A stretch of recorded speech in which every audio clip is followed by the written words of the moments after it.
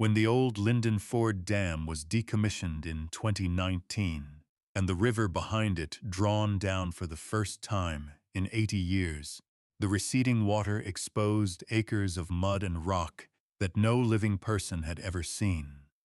And a volunteer cleaning the new shoreline found, half buried in the silt, a small diamond engagement ring, its band engraved inside with 2 sets of initials and a date. The date was a wedding that never happened. The initials belonged to Diane Mercer, a young woman who had disappeared from Linden Ford in 1983, 3 weeks before she was to be married. A disappearance the town had spent 36 years believing was a case of cold feet, a bride who'd run rather than walk down the aisle. That is not a story about a frightened bride who bolted. That is a story about a young woman murdered before her wedding, hidden in a river for 36 years, and the engagement ring that surfaced when the water finally fell.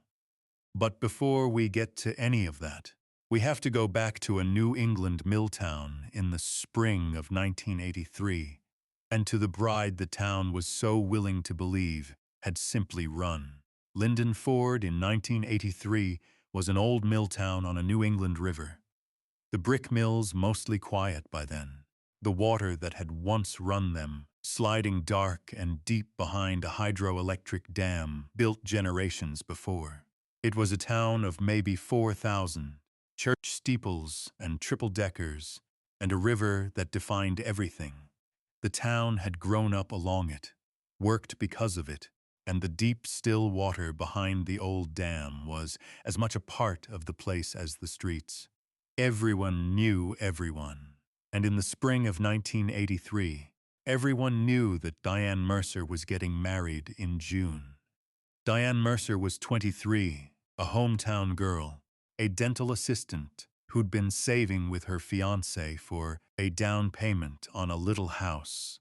3 weeks from her wedding, when she vanished, she was warm and well-liked, close to her family, the kind of young woman whose wedding the whole neighborhood was looking forward to like it was their own. The church booked, the dress fitted, the hall reserved. She was marrying her high school sweetheart, a quiet young man named Glenn, and the two of them were the kind of couple people in town called sweet without irony. She had a younger brother who idolized her, and parents who doted on her, and Diane had one thing that mattered to her more than anything that spring. Her engagement ring, a modest diamond Glenn had saved months of paychecks for, that she had taken to a jeweler herself to have the inside of the band engraved with their 2 sets of initials and their wedding date. June 1983. She showed it to everyone, turned it on her finger 100 times a day, held it up to the light. It was the promise of the whole life about to open in front of her. She would not, her mother said, for the rest of her life, have gone anywhere on this earth without that ring.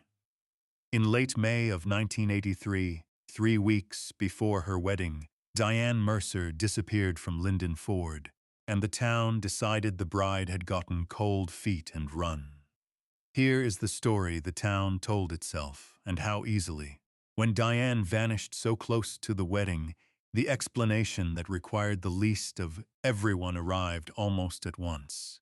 She'd panicked, gotten cold feet and bolted, run off to start over somewhere rather than face the aisle. It happened, people said. Brides got scared. Young women on the edge of a whole married life ahead of them sometimes ran. Her car was found abandoned near the river road, which the town read as the spot where she'd been picked up by someone, or ditched it and left. The police looked, but a 23-year-old woman who'd gotten cold feet 3 weeks before a wedding slotted neatly into the runaway theory. And a runaway is not a victim. With no body and a missing bride and a wedding looming, the cold feet story took hold and quietly closed the case. Her family rejected it furiously. Diane was happy. Diane was excited. Diane would never. But A Runaway Bride was a story the town found almost romantic in its sadness, and it stuck. The detail that screamed against it was the ring. Diane Mercer had taken her engagement ring to be engraved with her initials and her wedding date. She wore it everywhere, turned it constantly, treasured it above anything. A woman with cold feet who runs from her wedding takes the ring off and leaves it behind, or takes it to sell. But she does not vanish still wearing it without a trace, and Diane's ring was nowhere, not left behind, not sold, just gone with her. To her family, that meant she hadn't run, she'd been taken, ring and all. But the abandoned car fit the runaway story, and the missing ring was just a mother's insistence, and the easy theory won. The person who never accepted it was Diane's younger brother Paul, 17 that spring. He knew his sister was happy, knew how she'd been about the wedding, knew she'd never have run, and he knew about the ring, knew she'd never have left it or sold it. He said so, for 36 years, to anyone who'd listen, and many who wouldn't. He was a grieving kid against a town that preferred the romance of a runaway bride, and his certainty changed nothing official. But Paul carried it. He grew up, stayed in Linden Ford, and never let his sister's file be entirely forgotten, and never stopped believing she was in that river. Though the river, 80 feet deep behind the old dam, would not give up an answer, no matter how sure he was. The institutional failure here was the seduction of a story that fit a pattern. Runaway brides were a known trope. A missing young woman before a wedding invited the cold feet explanation. And the explanation required no body, no search of the deep river, no homicide investigation, just a sad shrug and a closed file. No one was corrupt. But the easy narrative spared everyone the effort of dragging 80 feet of water behind a dam. And Diane Mercer's killer understood the story the town would tell. He didn't have to hide her well. He let the runaway bride theory hide her, and the deep water did the rest. Then the case went cold beneath the river, where the official story said there was no one to find. The wedding date came and went. The town moved on, nursing the sad romance of the bride who ran. The deep water behind the old dam kept its secret for 36 years, and there seemed no reason it ever wouldn't. By 1993, 10 years had passed. Diane's fiancé, Glenn, had grieved publicly and hard, and eventually, gently encouraged by people who hated to see him alone, married someone else. Though those who knew him said a part of him never fully came back. Her parents had aged into their loss. Her mother in particular, never accepting the runaway story, never taking down the photographs. Paul, the brother, had grown up, married, stayed in Linden Ford, and never once stopped believing his sister was in the river behind the old dam. The police file was a cold one, marked with the notation of a probable voluntary disappearance, a runaway, not a victim. By 2015, Diane Mercer had become a 30-year-old sad story, the runaway bride of Linden Ford, the kind of half-legend a town tells and half believes. Paul was middle-aged now, still certain, still occasionally calling the state police, still being told the same gentle, immovable thing. No body, no evidence, a likely runaway, nothing to work. But the old dam upriver had been deteriorating for years, declared obsolete and unsafe by the engineers who inspected it, and the state had finally approved its decommissioning, which would mean, for the first time in 80 years, drawing down the deep reservoir behind it, lowering water that had stood dark and still, since before anyone living could remember. No one yet connected a failing dam and a falling river to a bride who'd vanished 32 years before. Every case we cover on this channel represents weeks of digging through records, court files, and the lives of people who deserve to be remembered. If you want us to keep telling these stories the way they ought to be told, take a second to like this video, subscribe, and let us know in the comments where in the world you're watching from. It honestly is what keeps this channel going. Now, let's get back to Diane. The case had been cold for 36 years when the river was finally lowered. In 2019, the decommissioning of the old dam drew the reservoir down to a level no living person had seen, exposing a wide margin of mud and rock along the new shoreline. A volunteer with a community group cleaning up the newly exposed banks spotted something glinting in the silt, a small ring. When it was cleaned, there was a diamond, and inside the band, an engraving, two sets of initials and a date, June 1983. Someone recognized the story or looked it up, and the ring led straight back to the bride, who'd vanished 36 years before.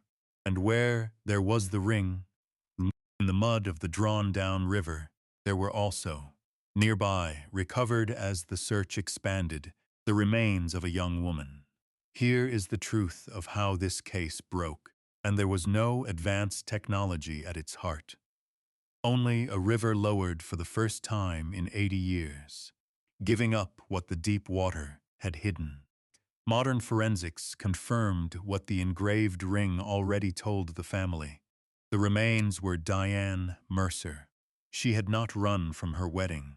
She had been in the river the entire time, a few feet from the ring she'd treasured, while the town called her a runaway bride for 36 years. Paul Mercer was in his 50s when the call came telling him his sister had been found in the river, exactly where he'd said she was since he was 17. He had been right for 36 years. He asked to see the ring. When they showed it to him, the engraved band, the initials, the date of a wedding that never happened, he wept because he'd known, he'd always known. And here at last was the proof the deep water had withheld his whole adult life. A body in the river with her ring still near her was not a runaway bride. It was a murder. So the question became who, in May of 1983, 3 weeks before the wedding, had reason to kill Diane Mercer and put her in the river.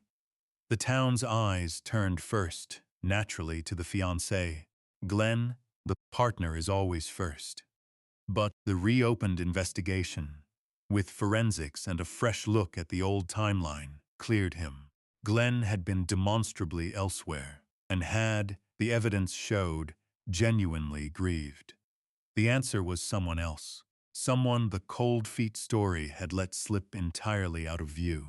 In re-examining Diane's final weeks, investigators found that she had recently rejected the persistent, unwanted attention of another man, a co-worker at the dental office, a man named Carl Hutchins, who had become fixated on her, who had not accepted that she was marrying someone else, and who had, witnesses now recalled, behaved strangely in the weeks before and after she vanished.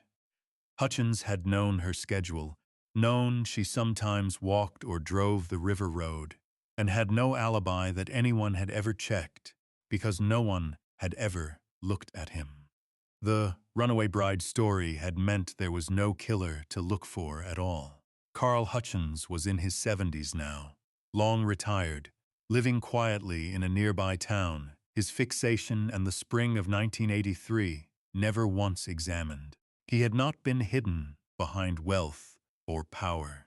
He had been hidden behind the runaway bride theory, behind a whole town's willingness to believe Diane had simply run, which meant no one had ever gone, looking for the man who'd actually taken her. Investigators built the case with what the river gave up and the re-examination uncovered. Forensic examination established homicide. The reconstructed timeline and witnesses established Hutchins's fixation and his rejection by Diane in the weeks before she died.